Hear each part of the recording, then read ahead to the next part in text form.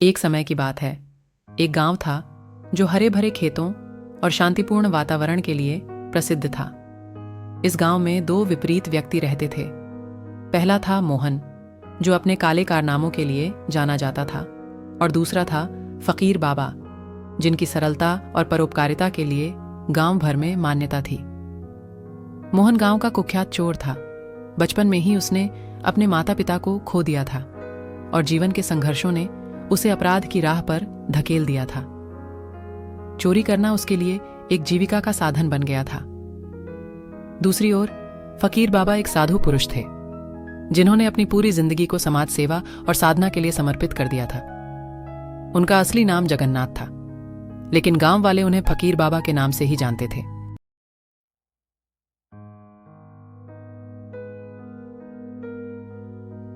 फकीर बाबा का जीवन मोहन से बिल्कुल अलग था।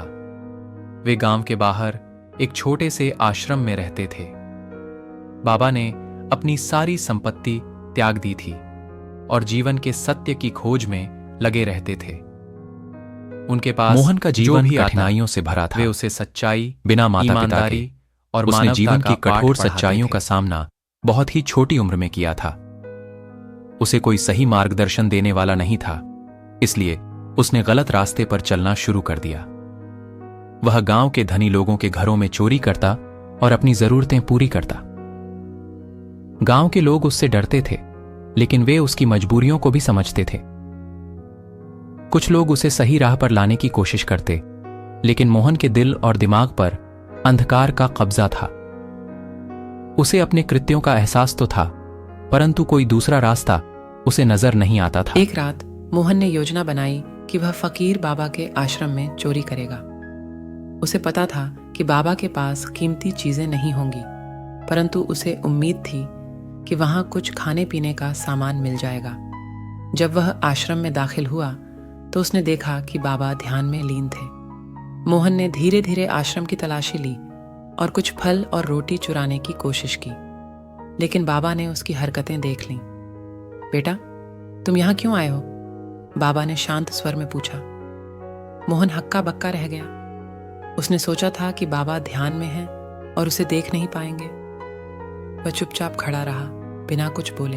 बाबा ने फिर कहा, तुम्हें भूख लगी है? अगर तुम्हें खाने की जरूरत है तो मैं तुम्हें खाना दूंगा, पर चोरी करना गलत है। बाबा के शब्दों ने मोहन के दिल को छू लिया। उसने पहली बार किसी से ऐसा संवेदनशील और दयालु व्यवहार देखा था। उसने अपने सभी गलतियों को स्वीकार करते हुए बाबा के सामने अपने घुटनों पर गिर पड़ा और रोने लगा। बाबा, मैं बहुत बुरा इंसान हूं। मैंने अपने जीवन में बहुत गलत काम किए हैं, मुझे माफ कर दो, मोहन ने रोते हुए कहा। बाबा ने उसे उठाया और उसके सिर पर हाथ रखा। बेटा, हर इंसान से गलतियां होती हैं, परंतु जो अपनी गलतियों को समझकर उन्हें सुधारने की कोशिश करता है, वही सच्चा इंसान होता है। तुम अपने जीवन को बदल सकते हो। मैं तुम्हारी मदद करूंगा। उस दिन के बाद से मोहन ने बाबा के साथ रहने और उनके मार्गदर्शन में अपने जीवन को बदलने का निर्णय लिया। वह अब आश्रम में रहने लगा और बाबा के साथ मिलकर गांव के लोगों की सेवा करने लगा। बाबा ने उसे ध्यान और साधना की राह दिखाई, जिससे मोहन की आत्मा को शांति मिली।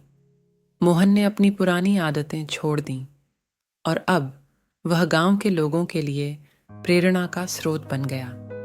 बाबा की शिक्षाओं ने उसके जीवन को पूरी तरह से बदल दिया। वह अब ईमानदारी और मेहनत से जीवन यापन करने लगा और अपने पिछले गलतियों का प्रायश्चित करने लगा। मोहन के परिवर्तन ने पूरे गांव को आश्चर्यचकित कर दिया। लोग उसे देखकर प्रेरित हुए और फकीर बाबा के प्रति उनका सम्मान और भी बढ़ गया। मोहन ने बाबा के साथ मिलकर गांव के विकास के लिए काम करना शुरू कर दिया।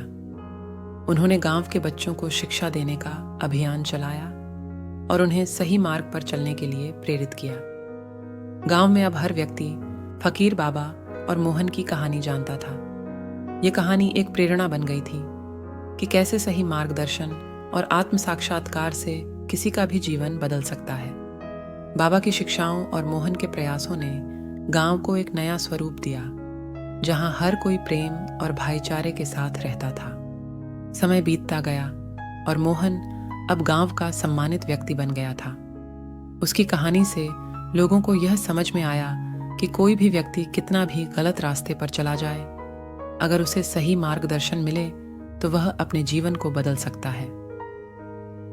फकीर बाबा की शिक्षा और मोहन के प्रयासों ने साबित कर दिया कि जीवन में सबसे महत्वपूर्ण है आत्मा की शांति और सच्चाई की राह पर चलना। यह कहानी हमें यह सिखाती है कि परिवर्तन संभव है, अगर हम अपने गलतियों को स्वीकार कर उन्हें सुधारने का संकल्प लें। और इस प्रकार चोर और फकीर की यह कहानी एक नए अध्याय के साथ समाप्त होती है, जहां मोहन अब एक चोर नहीं बल्कि एक सच्चा इंसान बन गया है, जिसने अपने जीवन को सही मार्ग पर लाने का साहस दिखाया।